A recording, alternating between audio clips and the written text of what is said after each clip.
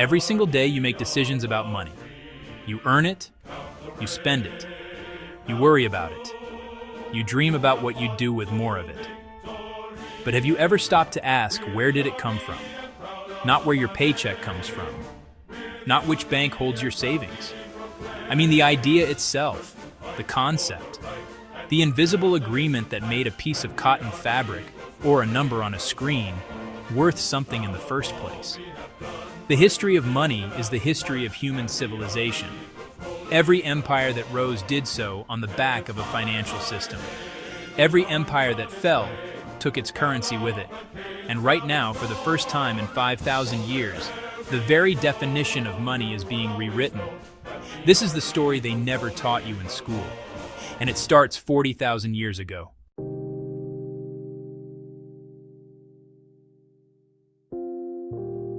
"40,000 years ago, there was no money. But there was already trade." Archaeologists have found evidence of early humans exchanging goods across hundreds of miles. Obsidian blades from volcanic islands traded to coastal communities. Shells from the ocean carried deep into landlocked regions. Amber traveling from the Baltic Sea all the way to the Mediterranean.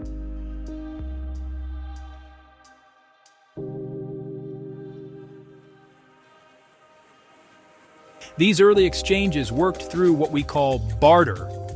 I have something you need, you have something I need, we trade. Simple, direct, human. But barter has a fatal flaw. Economists call it the double coincidence of wants. If you have fish and want shoes, you need to find someone who has shoes and wants fish, at exactly the same time, in the same place. As human communities grew larger and more complex, as farmers, hunters, craftsmen, and merchants began to specialize, barter became almost impossible to scale.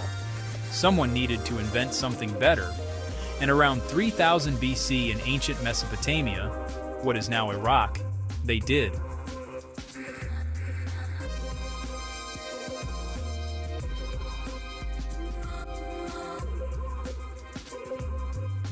But the first money wasn't gold, it wasn't silver, it wasn't even a coin. It was something you can grow in a field.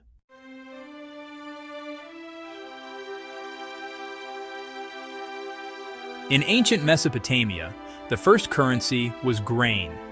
The Mesopotamians, the civilization that also gave us writing, the wheel, and the first legal system, developed a large-scale economy based on barley.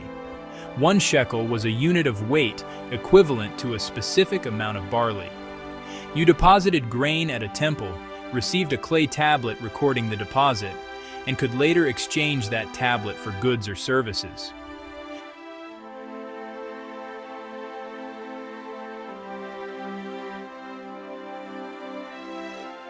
These clay tablets were, in essence, the world's first receipts, the world's first promissory notes, the world's first bank statements, pressed into mud 6,000 years ago.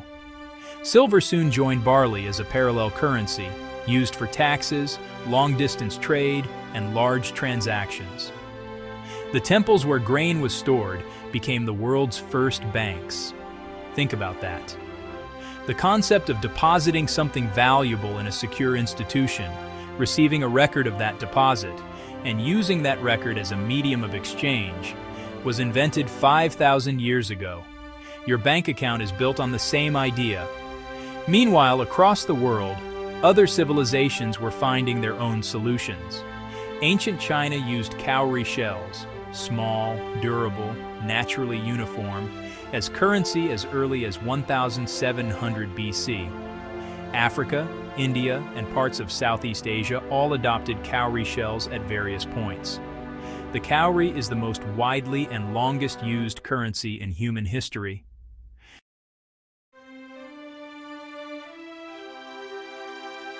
Cattle, grain, tea bricks, glass beads, whale teeth, dried fish.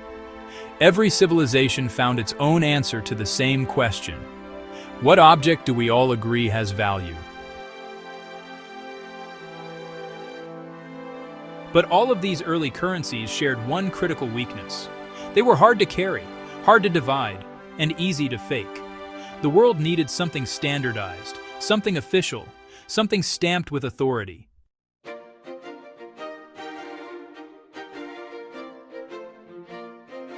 In the 7th century BC, in a kingdom called Lydia, in what is now modern Turkey, a king named Alyattes did something that would change civilization forever. He minted the world's first standardized official coin.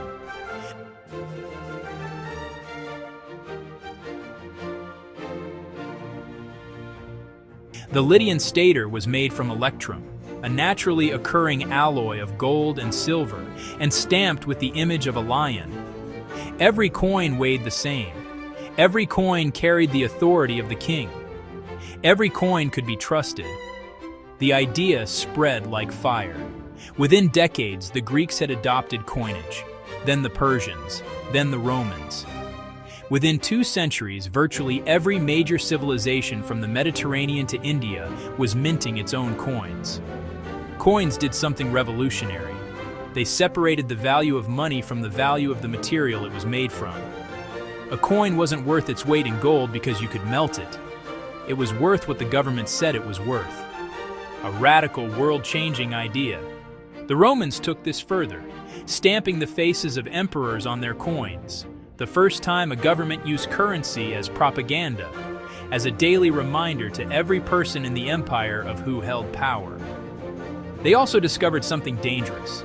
If you shave a small amount of silver off each coin and melt the shavings, you can accumulate real wealth without anyone noticing. This practice, called coin clipping, became so widespread that governments had to add milled edges to coins to show they hadn't been tampered with.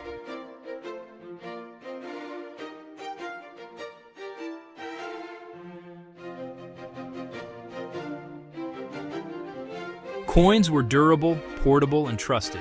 But as empires expanded and trade routes stretched across continents, even coins had a problem. They were heavy and dangerous to carry.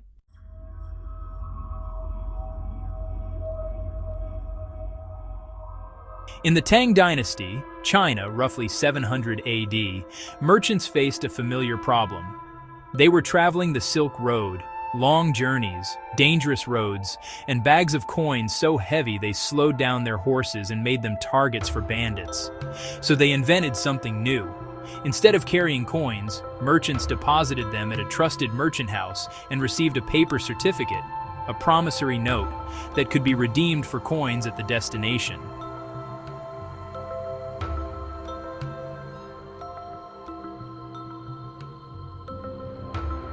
By the Song dynasty, around 960 to 1279 AD, the Chinese government formalized this system and began issuing the world's first official paper money, the jiaozi. Paper money was born not from greed, but from practicality. It was lighter, easier to carry, safer to transport, and it worked for a while. But then something predictable happened. The government discovered that it could print more paper notes than it had coins to back them. More money in circulation meant prices rose, and then rose more, and then rose more.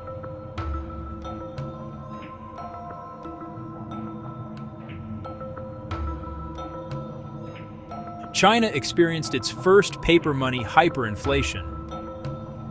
By the end of the Song dynasty, the notes were almost worthless.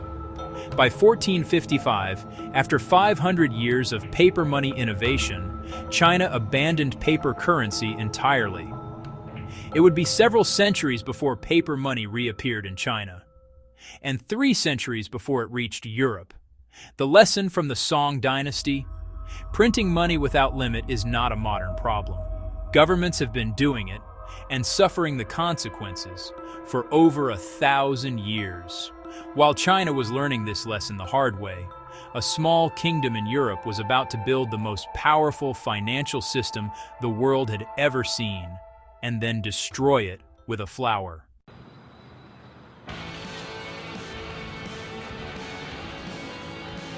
The 1630s, the Netherlands, the richest country in the world. The Dutch East India Company, the first publicly traded company in history, had made Amsterdam the financial capital of the globe. Merchants were flush with cash. They needed somewhere to put it. They chose tulips. Tulips had recently arrived from the Ottoman Empire, and certain rare varieties, particularly a breed called the Semper Augustus, whose petals displayed intricate flame-like streaks, were extraordinarily beautiful and extraordinarily scarce. Fewer than a dozen Semper Augustus bulbs existed in the world.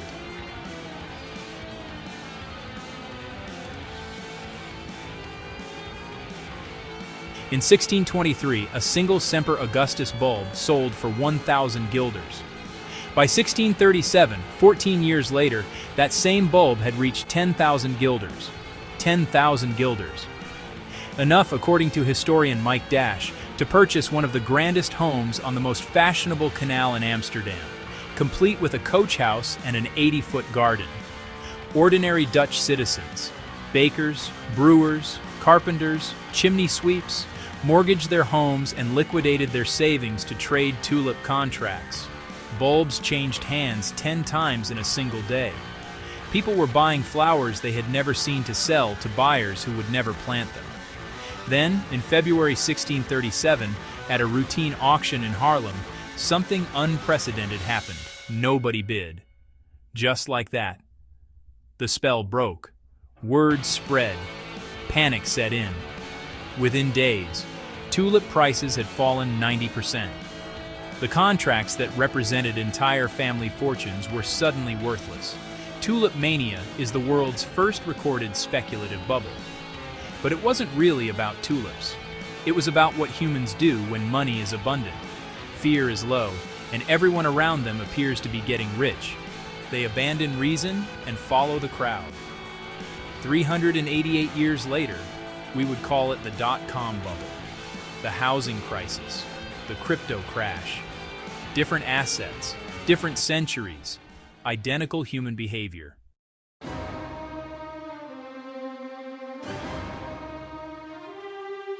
By the 19th century, the world's major economies had adopted paper money.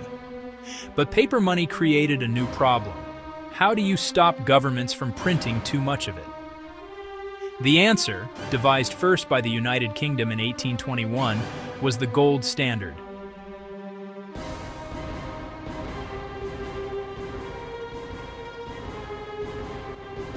The idea was elegant. Every unit of paper currency would be backed by, and redeemable for, a fixed amount of gold held in a government vault. Governments could only print as much money as they had gold to back it. The currency was stable. Trust was guaranteed. Gold was the anchor. By the late 1800s, Germany, France, and the United States had all joined the gold standard. International trade flourished. The global economy grew. For decades it worked. Then came 2 world wars, the Great Depression, and the need for governments to spend far more than their gold reserves could support.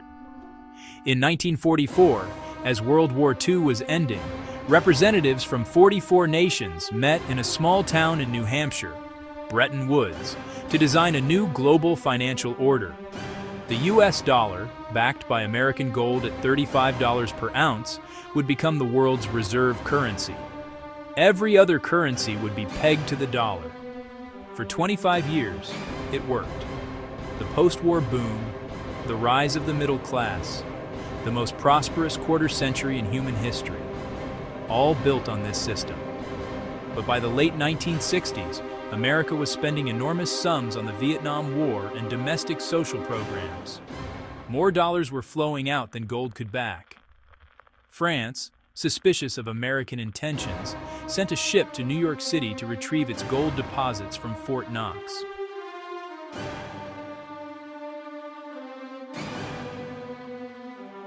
He closed the gold window. The dollar would no longer be exchangeable for gold. For the first time in history, the world's reserve currency was backed by nothing except the promise of the United States government. Economists called it the Nixon shock. And it was. Every single dollar in existence since 1971 has been a fiat currency. Money backed not by gold, not by silver, not by any physical commodity, backed only by trust, by the collective agreement of 7 billion people that it means something. Which brings us to the most important chapter of this story. Because in 2008, exactly when the financial system built on that trust nearly collapsed, someone, somewhere, decided to start over from scratch.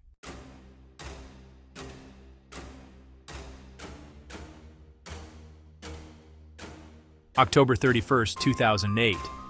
While governments worldwide were scrambling to bail out failing banks, and while millions of ordinary people were losing their homes, jobs, and savings, an unknown person, or group of people, using the name Satoshi Nakamoto, published a 9-page document on the internet.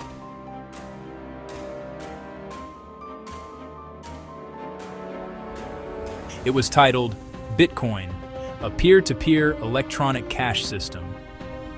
The timing was not a coincidence. The 2008 financial crisis had exposed something that had been building for decades. The financial system built on trust, the one Nixon had unleashed in 1971, had been systematically abused. Banks had created trillions of dollars of risky debt. Rating agencies had called it safe. Regulators had looked away, and ordinary people had paid the price. Satoshi Nakamoto's idea was radical. What if money didn't require trust in any institution at all? What if instead of trusting a bank, or a government, or a central authority, you trusted mathematics? Bitcoin was designed to have a fixed supply, 21 million coins ever. No government could print more. No bank could dilute it. No politician could devalue it. The rules were written in code, and the code was enforced not by any authority, but by a global network of computers running simultaneously, all verifying every transaction.